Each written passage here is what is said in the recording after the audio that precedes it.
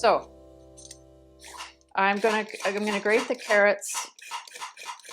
And when I was in cook's training at college, we would take these, we'd wash them first.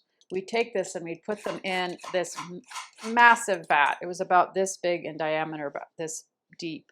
And all of the ends of the carrots, ends of onions, the peelings of the carrots, peelings of the potatoes, it would all get thrown in this great big vat of water, and that's how we made soup.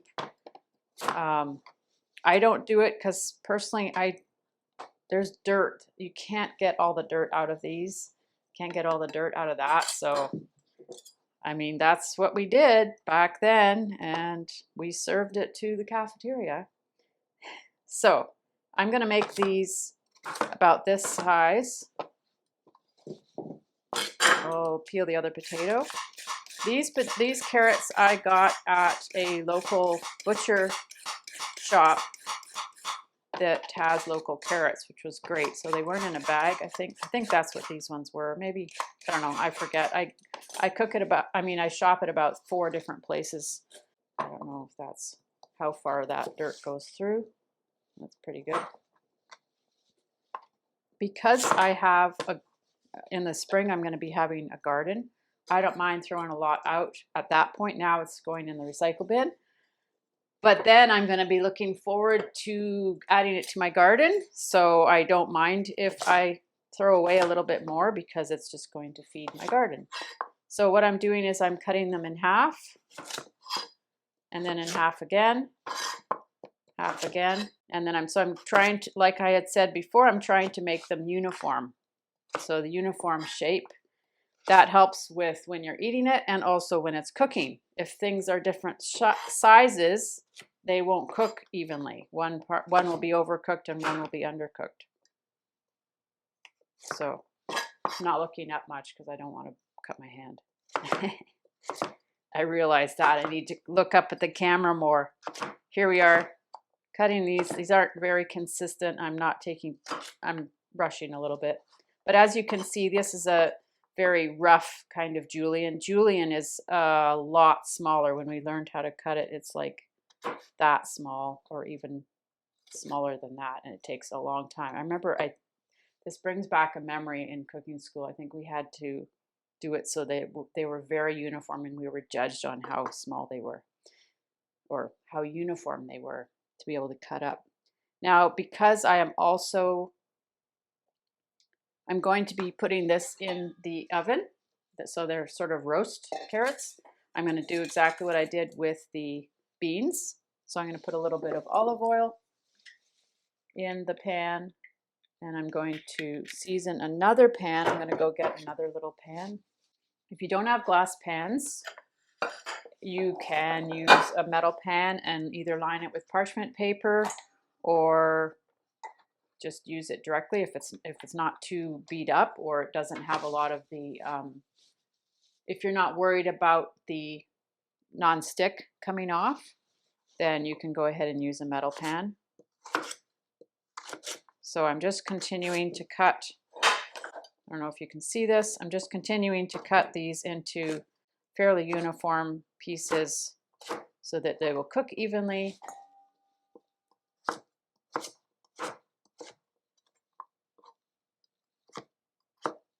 There we go.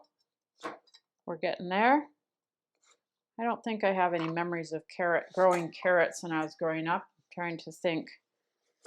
Don't know how we preserved carrots. We had a log house up in the woods on a mountain, and big garden. We grew pretty much everything, and we had a dirt basement.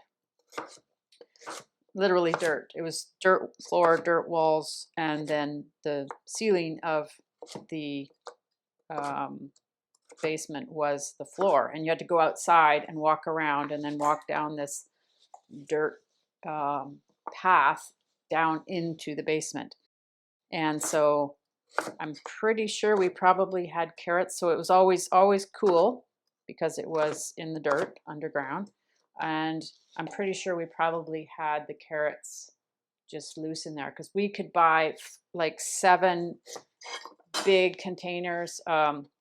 crates of apples, and they would last all winter long in there. And they wouldn't go bad. We had apples every day for lunch. So I'm guessing we could probably do that for the potatoes and carrots. I don't remember it, but that would make sense because they just won't go bad if they're in that at that temperature. So I'm guessing that's how we kept our carrots, but yeah, I don't remember that. I remember the peas and the beans because we actually had to, and the corn, we actually had to process those and put them in the freezer. So the peas we would shell. So we'd get a big bowl, big metal bowls, and we'd have peas in there, and you snap the top, and then with your thumb you push out all the peas into another bowl, and then my mom would blanch them, put them in boiling water for like 1 minute, I think, and then we'd put them in bags, and then those would go in the freezer. So we're getting there. This just takes a lot of time. If you do have there's a little bit of black on there, I'm not sure what that is. If you do have a slicer, this will go faster. If you don't, put on a podcast, put on your favorite show, and cut. Some of these will go faster than others. These ones take a little bit longer. Okay, so it's fairly consistent. So I'm doing the same thing where I have the olive oil in the bottom of the pan and a little bit of olive oil in here. Doesn't need too much. Okay, so I've got the olive oil in there. I'm going to add a little bit of salt. Now you might think that's a lot, but if you start learning to cook from scratch, you will realize that in comparison to restaurant food and processed foods, if you don't add salt, everything just tastes really bland. So you know that we're used to an awful lot more salt in our diet from all of that, and it's good. We need salt in our diet. Our bodies have to have salt.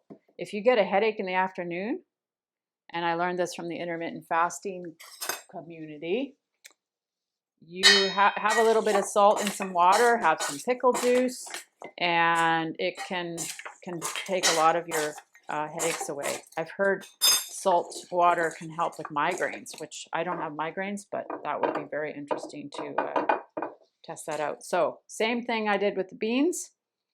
Toss the carrots in some pepper and salt, and I'm putting them in that pan. Now what I'm actually going to do is I'm going to switch that because I really liked them last week. They were spread out more. If they're over top of each other, they're going to steam more. So I'm going to get the other pan. So I know there's a little bit of water and that's going to interact with the oil, but it will steam itself off, so it will be fine. In the oven, it will steam itself off. So I'm actually going to I'm going to use this other pan because I liked how if they aren't on top of each other, they get a little bit more crispy. Okay, so now I'm just setting this aside. Okay, so sweet potatoes, I think I mentioned in one of the other videos, I used to never like sweet potatoes. I didn't like the texture. I was, picky eater. And so I didn't even know how to cook them. So this is, I'm not following any recipes here. I'm just basically, this is the idea of the one ingredient food. You can see what the food looks like at the beginning and at the end, and it's not much difference. I'm not following a recipe. I'm just cooking each of the vegetables, a lot of them on their own or some of them together. But, and because there's so much variety, I don't get sick of it. These, you can use this if you want, but I guess it's not so bad. They're just messy. I bang my knuckles. Okay. But I've used a knife a lot over the decades, so if you're not as used to using a knife like a grater, then go ahead and use the grater. You waste a little bit less.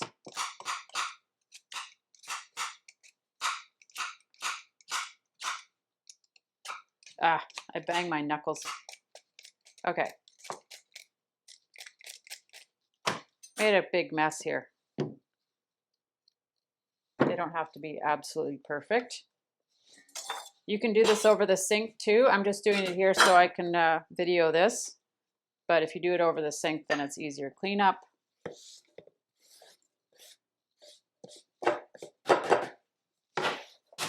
Okay. Okay, so I'm going to basically do this exactly the same as I did the carrots, where they're fairly even size. Now it's awkward because they aren't an even, they're not like a carrot that's long and skinny. It's got this extra bump. But the point is that you want them as fairly regularly shaped so that they will cook uniformly. Okay, so I'm putting these in a pan and I'm going to fill them up to the top with cold water until I'm ready to cook.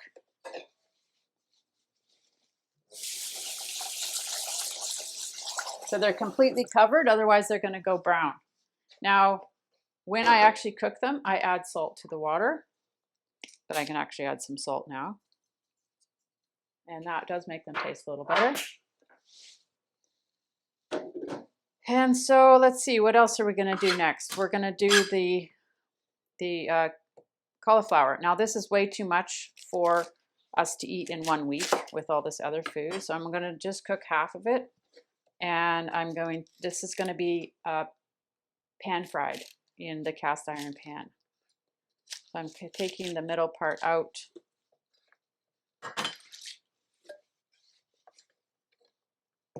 This I'm going to rinse off. Now this, I don't like any of these little rotten parts. You can sometimes get these on sale and they're just covered, but literally you just trim off most of that black and it's fine now. So the way I've been cooking this lately is, and I've seen some recipes online on Pinterest for how to make, it's called cauliflower steak. So you like make it fairly thick and then you fry it like a steak. I prefer to cut it fairly thin. And I can just throw them in here for now and season them.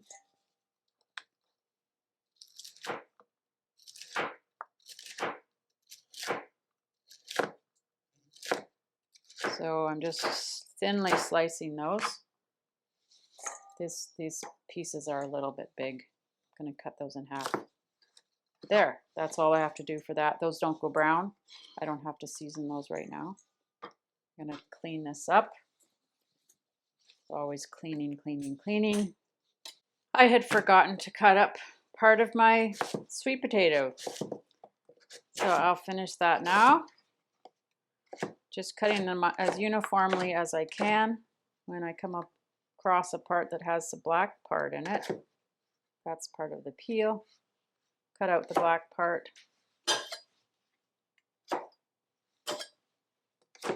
And put it in my pan. One of those is too long. So yeah, I was just trying to get them fairly much the same size.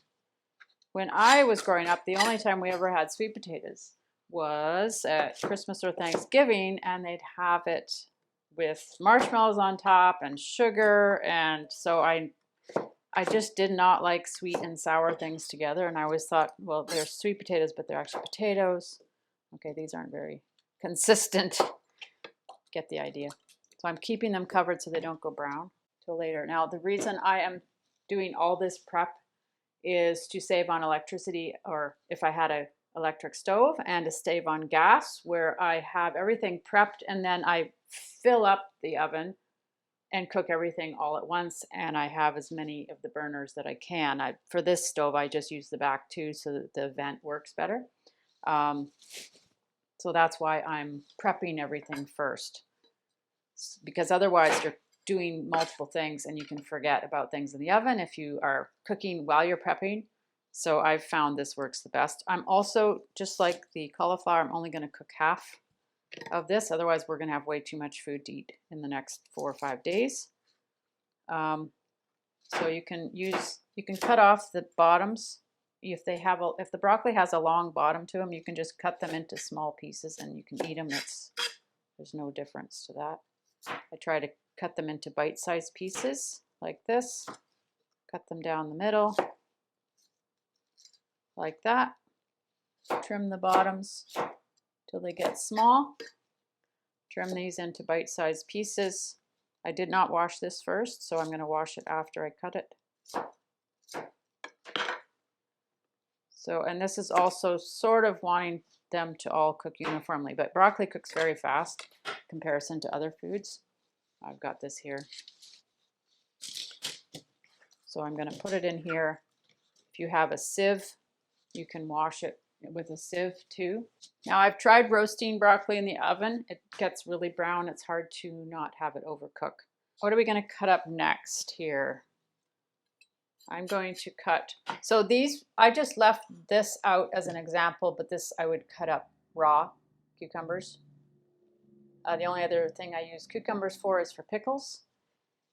And tomatoes, I'm going to be adding to, actually I make this. This is a stir, no, this is a stir fry. All of those things together I make into a stir fry in the oven. And this is the way I like the zucchini the best. Zucchini can get slimy and I don't like the texture, but if it's cooked with this, somehow it tastes really good. So I'm going to wash actually I'm going to save some of the celery for the pot roast, which is going to be in the slow cooker. But the rest of these, I'll save 2 of those. I'm going to wash these. I will show you what I have figured out for onions in a bit. I have to put on safety goggles because I cry. It's interesting, when I was in Brazil and I cut up onions, I never cried. I don't know what's in the onions, the type of onions that were down there. I didn't cry with those ones. But the ones up here, I should probably try different varieties of onions because maybe some of them won't make me cry as much. So these are going to be stir-fried, or I mean, oh, actually, you know what? I'm going to add these to the cabbage mix. They taste good with that. So I want them fairly small. I like the flavor, but I don't always like the texture of it. Now, when you're frying things together, if I put a tomato in and I want to fry it, the tomato is going to get overcooked. So you want things that are similar texture and take the same amount of time to cook. So celery and cabbage take about the same time to cook when they're chopped about this, and that's just from experiment that I've found. So I can cook them all together. If I'm going to be adding tomato pieces to that, I would keep it separate until this is almost all cooked, and then I would add that at the end. So I'm just mixing and matching, and I do this, I make it different each week just so that I have some variety. I do have an advantage in that I was cooking before I learned how to read and write. I was baking before I learned how to read and write. That advantage had some disadvantages to it also. And I went to professional cooks training when I was 18, and I was the main cook in the house for 28 years, and then 6 years since then also. So I have a lot of decades of cooks training. Yeah, it's just been a big part of my life, cooking. But what I've been doing in the last 2.5 years since I lost the 80 pounds, this is a different way to cook because I'm not using the grains and the starches and the pastas and the rices as much. And so this is a whole new way of cooking that I've learned. And I've discovered all kinds of things online from amazing people who are sharing their videos of how to cook like this too. And so yeah, this is new still to me. This is not the way I used to cook. It's a no-brainer in that you know you're eating healthy. There's no added, nothing's added. There's no nutrition labels on any of these. Even the cucumber, which has packaging technically because it's in plastic, there's no nutrition labels. It's one ingredient. So these are all going to cook at the same time. Now, I used to only eat this. This is the thing. I've changed my eating so much. I used to only use green pepper because I thought, I don't know, I thought maybe red peppers were too spicy. I don't know why. I never ever tried it. So now I buy the packages that have multiple colors in them, except the green. The only thing I use green for now is to make omelets. They're a little bit, it's not as sweet. But these taste really good together, I've noticed. I'm looking forward to going to Italy in the near future. And a lot of people talk about the Mediterranean diet. And there's just a lot of color. The color is natural. It's not artificial. So the more color, the more vitamins in general. Or the richer the color, the deeper the color. So deep green has more certain vitamins than the celery would, which is, you just know you're going to get a lot of vitamins. I'm trying not to waste too much on these, but I'm also trying to go fast because this video is going on and on and on. That's the thing. This takes a while. This takes a while, so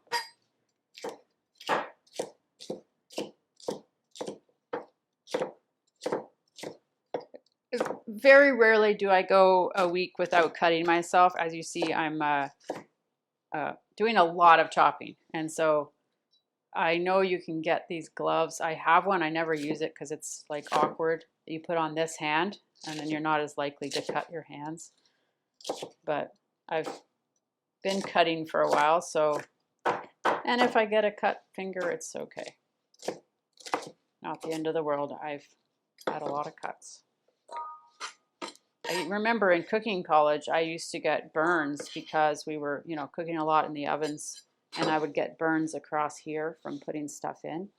And they say a burn takes 7 years to heal, like until that skin, regenerates. And sure enough, all of them have gone. But yeah, it would take about 7 years, I remember. These are just random facts that are coming to my mind.